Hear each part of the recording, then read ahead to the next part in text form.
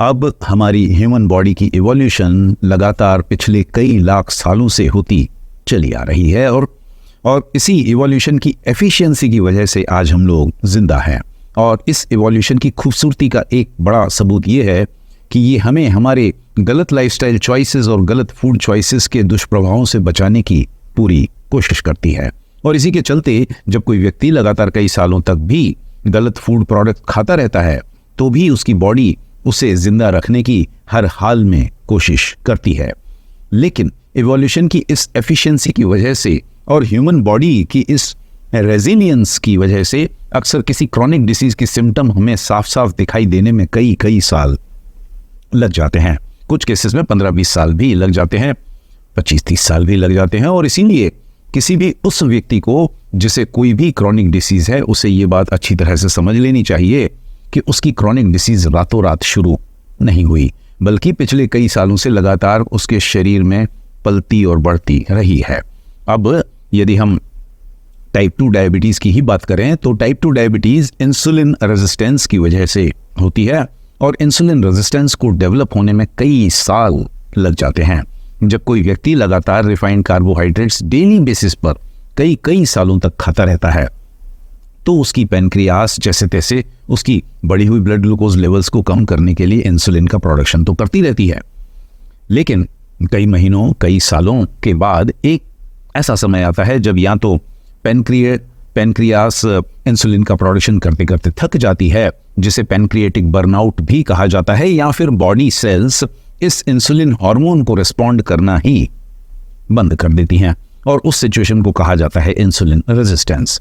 लेकिन इस पूरी प्रक्रिया में कई साल लग जाते हैं और इसीलिए यदि किसी व्यक्ति को आज टाइप 2 डायबिटीज है तो उसे साफ साफ समझ लेना चाहिए कि उसकी टाइप 2 डायबिटीज उसको रातों रात शुरू नहीं हुई है, बल्कि पिछले कई सालों के दौरान खाने पीने की गलतियों की वजह से हुई है। मिशिगन यूनिवर्सिटी के डॉक्टर विलियम हरमन का कहना है कि type 2 diabetes is often referred as the silent disease because it can develop for many years without symptoms. By the time it is diagnosed it may already have occurred in the body for a very long time. ठीक यही समस्या cardiovascular diseases के साथ भी है। जैसा कि आप जानते हैं कि आज की तारीख में पूरी दुनिया में हर 3 में से 1 मौत कार्डियोवैस्कुलर डिसीज की वजह से ही होती है। हमारे देश की ही अगर बात करें तो नॉन कम्युनिकेबल डिसीजेस की वजह से जितनी भी मौतें हमारे देश में होती हैं उनमें से 26% सिर्फ कार्डियोवैस्कुलर डिसीजेस की वजह से होती हैं। और यदि हमारे देश के इन कार्डियोवैस्कुलर पेशेंट्स की एनालिसिस करें इन डेप्थ तो हम पाते हैं कि कार्डियोवैस्कुलर डिसीज के शुरू होने के पीछे 3 बड़े कारण होते हैं: स्मोकिंग, अल्कोहल और हाइपरटेंशन।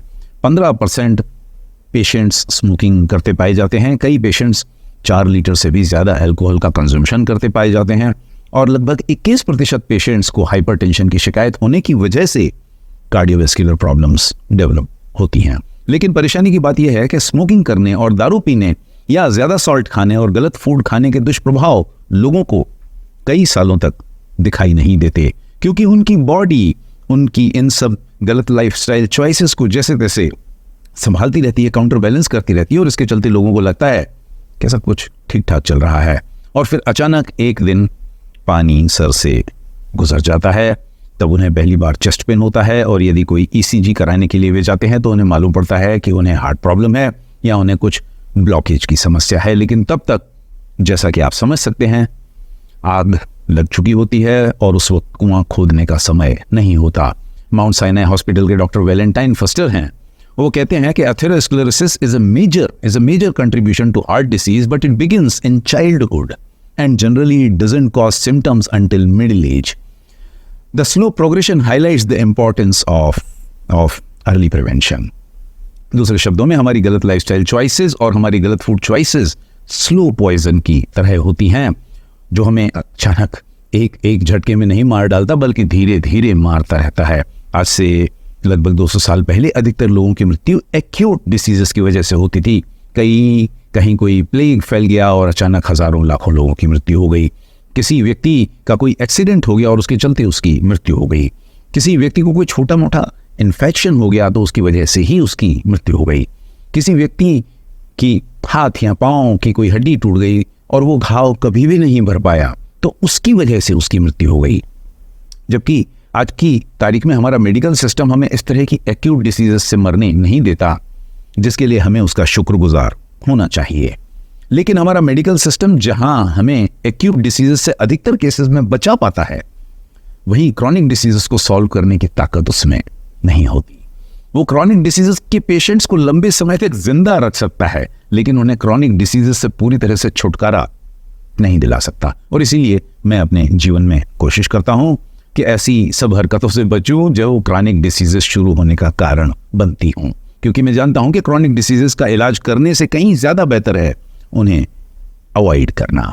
और इन्हीं क्रॉनिक डिसीजेस को अवॉइड करने के लिए मैं न सिर्फ अपनी फूड क्वालिटी पर ध्यान देता हूं, बल्कि रेगुलर एक्सरसाइज को भी अपने जीवन का एक अंग बनाए रखता हूं। मैं कोशिश करता हूं कि प्रतिदिन अपने सोने के समय से कम 4 घंटे पहले अपना डिनर समाप्त कर लूं। मैं कोशिश करता हूं कि हर रात मुझे कम से कम 8 घंटे की नींद नसीब हो, कम से कम हफ्ते में से 5-6 दिन।